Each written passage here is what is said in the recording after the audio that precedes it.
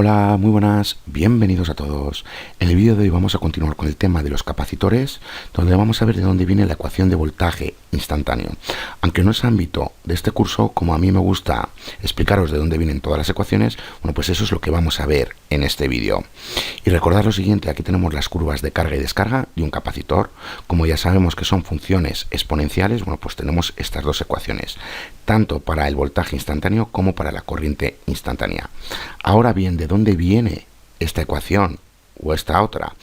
Bueno, pues eso es lo que vamos a ver en este vídeo, y para ello, bueno, pues tenéis que saber cómo resolver ecuaciones diferenciales. Mirad, tenemos que llegar a esta ecuación y partimos de este circuito. No hagáis caso a esta fuente de alimentación porque tendríamos que tener una fuente sinusoidal, es decir, un voltaje alterno. Simplemente pues me he equivocado al realizar el dibujo, pero como digo, aquí tenemos una fuente alterna.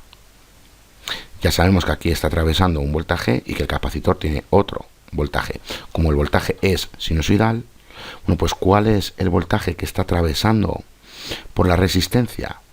Es decir, el voltaje instantáneo, bueno, pues ya sabemos que es la corriente instantánea por la resistencia. Recordar que estamos con magnitudes instantáneas porque estamos en un punto en concreto.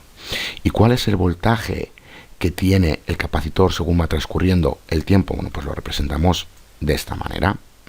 Ahora bien, recordar lo siguiente, que la corriente instantánea, y esto ya lo hemos visto en el vídeo anterior, es la razón de cambio de voltaje en el capacitor con respecto al tiempo, y todo esto multiplicado por la capacitancia. Bueno, pues aquí lo tenemos.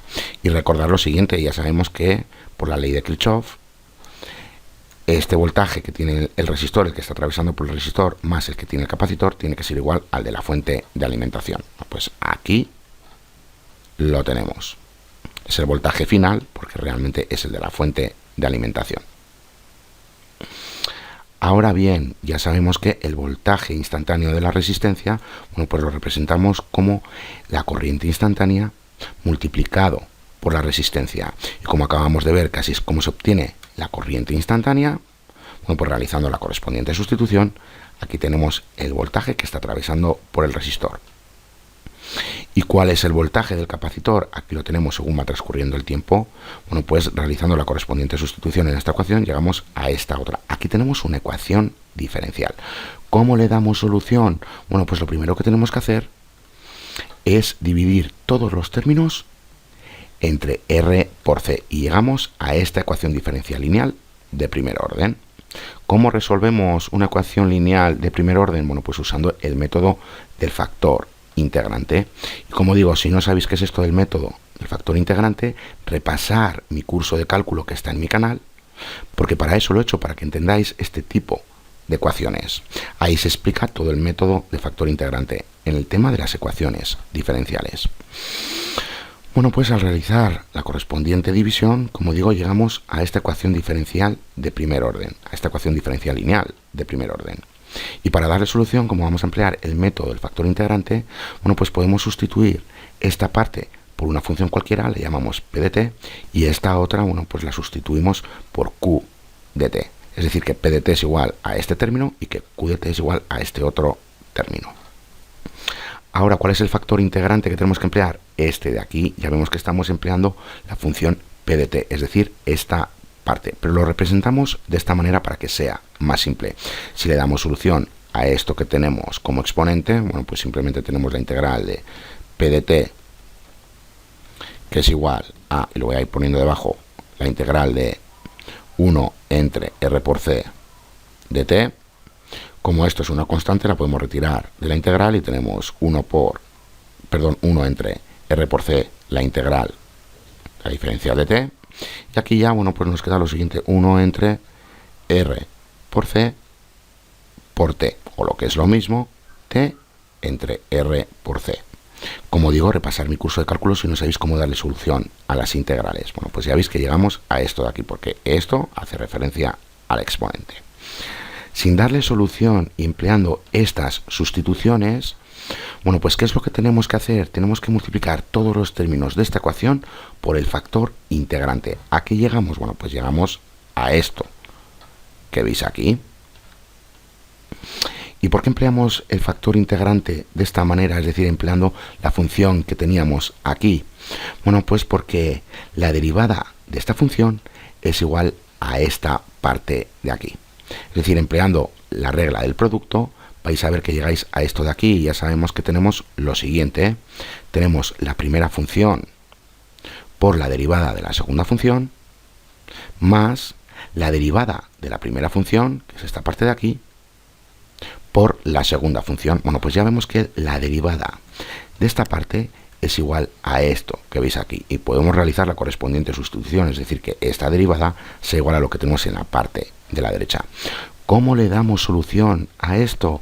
Bueno, pues como aquí tenemos una derivada integrando a ambos lados, bueno, pues esto se elimina y solo tenemos que integrar la parte de la derecha. Bueno, pues para que lo veáis, aquí lo tenemos. Antes de nada, bueno, pues aquí simplemente he realizado la correspondiente sustitución. Es decir, aquí teníamos el factor integrante sin darle solución y teníamos estas dos funciones que ya sabemos que son iguales a estas. Bueno, pues realizando la correspondiente sustitución, llegamos a esto, que es lo mismo. Ya vemos que la derivada de lo que tenemos en esta parte es igual a esto que tenemos en la parte de la izquierda. Simplemente he realizado la correspondiente sustitución. Aquí teníamos el factor integrante, P de t, y aquí teníamos P de t, y aquí teníamos Q de t, y todo esto queda multiplicado por el factor integrante. Y ya vemos que la derivada nuevamente de esto que veis aquí es igual a la parte de la izquierda. Para que lo veáis más fácil, bueno, pues la primera función por la derivada de la segunda función, más la derivada de la primera función, que es esto de aquí, por la segunda función. Bueno, pues como digo, ¿cómo le damos solución a esto de aquí? Como aquí tenemos una derivada integrando ambos lados, bueno, pues ya vemos que esto se cancela. Bueno, pues para que lo veáis, aquí lo tenemos.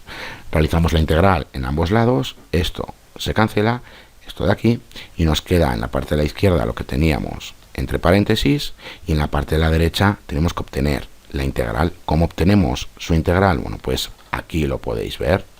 Bueno, pues una vez que obtenemos la integral de la parte de la derecha, bueno, pues ya vemos que la parte de la izquierda es igual a lo que tenemos en la parte de la derecha. Y recordar que aquí sí que tenemos que emplear la constante de integración. Cuando empleamos el factor integrante y le dábamos solución que obteníamos esta parte de aquí, aquí no empleamos una constante de integración. Pero en esta parte sí. Ahora bien, para despejar para el voltaje instantáneo del capacitor, tenemos que eliminar este término. ¿Cómo lo hacemos? Bueno, pues multiplicando todos los términos que tenemos en la ecuación por este otro término de aquí.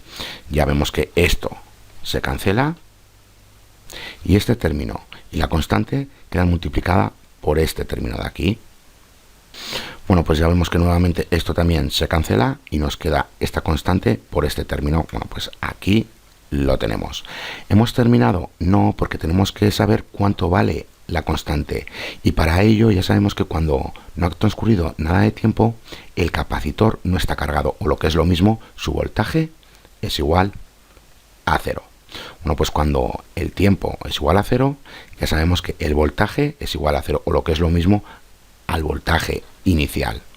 Recordar lo que acabamos de ver, aquí tenemos las curvas de carga. Bueno, pues cuando el tiempo que ha transcurrido es igual a 0, ya sabemos que no tenemos nada de voltaje en el capacitor, es decir, que tenemos el voltaje inicial.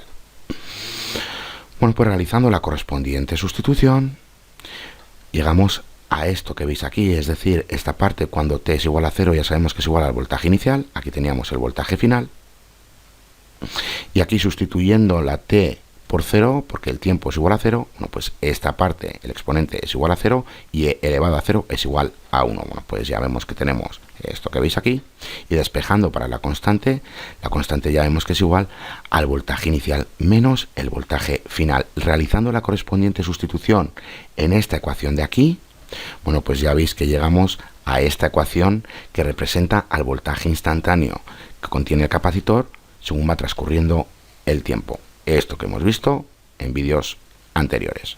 Bueno, pues así es como obtenemos nosotros esta ecuación, y como digo, para ello tenéis que saber de derivadas, porque hemos empleado la derivada del producto, tenéis que saber darle solución a las integrales y también tenéis que saber cómo darle solución a las ecuaciones diferenciales, porque en este caso hemos empleado el método del factor integrante. Bueno, pues hasta aquí este vídeo. Ya en el siguiente vídeo vamos a ver las aplicaciones de los capacitores. Hasta la siguiente.